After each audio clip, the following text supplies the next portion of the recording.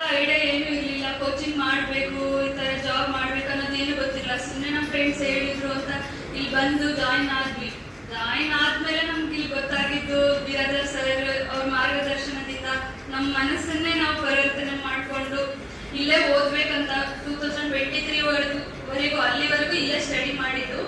24 BA ಕಾಲ್ಫಾರ್ಮ್ ಆಯ್ತಲ್ಲ, ಅವಾಗ application ಆಗಿದ್ದು. ಅಲ್ಲಿವರೆಗೂ ತುಂಬಾ ಎಕ್ಸಾಮ್ಸ್ ಬರ್ದಿದ್ದು, ಯಾವುದು ಎಕ್ಸಾಮ್ಸ್ ಕ್ಲಿಯರ್ ಆಗಲಿಲ್ಲ. ಅದಾದ್ಮೇಲೂ ಬಿಡ್ಲಿಲ್ಲ, ಯಾಕಂದ್ರೆ ಇಷ್ಟೇ ಪ್ರಯತ್ನ ಪಟ್ಟಿದ್ದೀವಿ. ಇನ್ನ ನಾವು ಏನಾದ್ರೂ ಪ್ರಯತ್ನ ಪಟ್ಟರೆ ಬೇರೆ ಜಾಬೇ ಆಗ್ಬೋದಲ್ವಾ.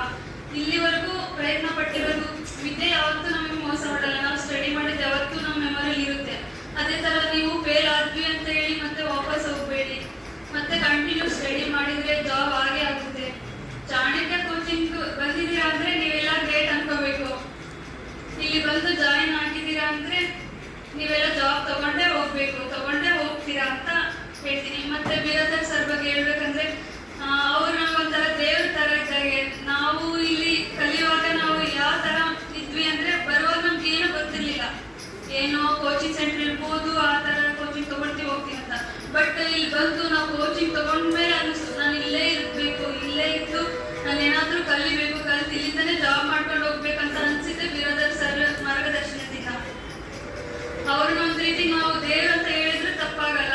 ಅವರ ಮಾರ್ಗದರ್ಶನ ಮತ್ತೆ ಕೋಚಿಂಗ್ ಅಂತ ಬಂತಂದ್ರೆ ಎಲ್ಲಾ ಸರ್ ಕೂಡ ತುಂಬಾ ಚೆನ್ನಾಗಿ ಕೋಚಿಂಗ್ ಮಾಡಿದ್ದಾರೆ. ನಮಗೆ ಐಡಿಯಾ ಇರ್ಲಿಲ್ಲ ಹೇಗ್ ಮಾಡ್ಬೇಕು, ಮುಂದೆ KS ಎಕ್ಸಾಮ್ ಆಗಿರ್ಬೋದು, FPSC ಎಕ್ಸಾಮ್ ಯಾವ ತರ ಕ್ಲಿಯರ್ ಮಾಡ್ಬೇಕು ಅನ್ನೋ ಒಂದು ಐಡಿಯಾ ಇರ್ಲಿಲ್ಲ.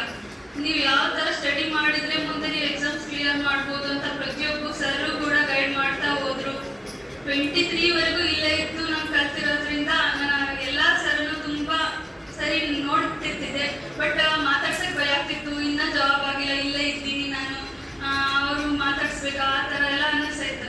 ಆದ್ರೆ ಇವಾಗ ಜಾಬ್ ಮಾಡ್ಕೊಂಡ್ ಬಂದಿದ್ದಾಗ ನಂಗೆ ತುಂಬಾ ಖುಷಿ ಆಗ್ತಿತ್ತು. ಮತ್ತೆ ಸರ್ನೆಲ್ಲ ಮಾತಾಡ್ಸ್ಬೋದು ಆ ತರ ಎಲ್ಲ. ಒಬ್ರು ಸರ್ ಕೂಡ ಒಂದೊಂದು ಸಬ್ಜೆಕ್ಟ್ ನ ಅಷ್ಟು ಆಳವಾಗಿ ತಿಳ್ಕೊಂಡಿದ್ದಾರೆ.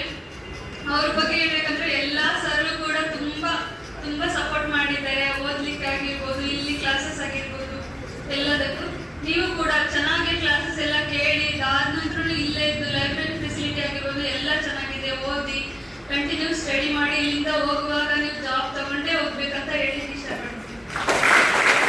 ಕೋಚಿಂಗ್ ಮುಗಿಯೋವರೆಗೂ ನೀವು ಸ್ಟಡಿ ಮಾಡ್ತಾನೆ ಇರಬೇಕು. ಇಲ್ಲಿ ಕ್ಲಾಸಸ್ ಎಲ್ಲ ಕೇಳಾದ್ಮೇಲೆ ರೂಮಿಗೆ ಹೋಗಿ ಸುಮ್ಮನೆ ಬುಕ್ ಮುಚ್ಚಿಟ್ಟು ಮಲ್ಕೊಂಡೆ ಅಂದ್ರೆ ಆಗೋದಿಲ್ಲ. ಹೋಗಿ ನ್ಯೂಸ್ ಪೇಪರ್ ಕಟ್ಟಿಂಗ್ಸ್ ಆಗಿರ್ಬೋದು, ಏನ್ ಮಾಡಿದ್ರಿ ಇವತ್ತು ಕ್ಲಾಸ್ ಅಂತ ಎಲ್ಲ ನೋಟ್ಸನ್ನೇ ಓದ್ಬೇಕು. ನೀವು ಕೋಚಿಂಗ್ ಪೀರಿಯಡ್ ಇದ್ದಾಗ ಈ ಕ್ಲಾಸ್ ಏನ್ ಮಾಡಿರ್ತಾರೋ ಅದನ್ನೇ ರಿವೈಸ್ ಮಾಡ್ತಾ ಹೋಗ್ಬೇಕು. ಅದಾದ್ಮೇಲೆ ಕೋಚಿಂಗ್ ಮುಗಿಸ್ಕೊಂಡು ಡೈಲಿ ಅಂದ್ರೆ ಪ್ರಾಕ್ಟೀಸ್ ಇರಬೇಕು. ಜಾಸ್ತಿ ಫೋಕಸ್ ಮಾಡ್ಬೇಕಾಗಿರೋದು ಸೈನ್ಸ್ ಮತ್ತೆ ಮೆಂಟಲ್ ಎಬಿಲಿಟಿ ಮೇಲೆ. ಅದನ್ನ ಯಾರು ಚೆನ್ನಾಗಿ ಗ್ರಿಪ್ ತಗೊಂಡು ಓದ್ತಿರೋ ಅವ್ರು ಬೇಗ ಸಕ್ಸಸ್ ಆಗ್ತೀರಾ. ಅದೇ ತರ ಬೇರೆ ಸಬ್ಜೆಕ್ಟ್ ಕೂಡ ತುಂಬಾ ಡೆಪ್ತ್ ಆಗಿ ಓದ್ಬೇಕು.